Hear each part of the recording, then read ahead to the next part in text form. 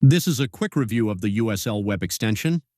When you go to the USL website at www.uslweb.com, you'll see a menu option called USL Web Extension. If you click the Get the Extension button on this page, it'll take you to the extension page. All you need to do is click the Add to Chrome button.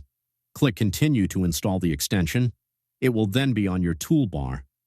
If you don't see it on the toolbar, you'll have to turn it on by clicking the Extensions icon and click the pin icon to add it to your toolbar. Let's look at an example of how to use the USL Web Extension. Go to Google and search for prepping websites. Let's pick a website. If you'd like to recommend to us to add the page to the USL collection of links, click the USL Web Extension icon, then click Send Page to USL Web button, and that submits it.